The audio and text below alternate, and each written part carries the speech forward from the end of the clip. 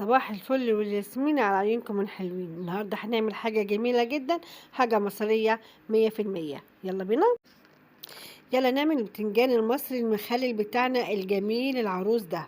هتجيبي مية، هتحطي فيها حبة خل، هتحطيه بعد ما تغسليه وهتسلقيه بقمعه، مش هتغيريه. هتعملي الخلطة بتاعته بالشكل ده: توم وملح وليمون وخل وفلفل وحامي وبارد وملح ليمون عشان تحفظيه.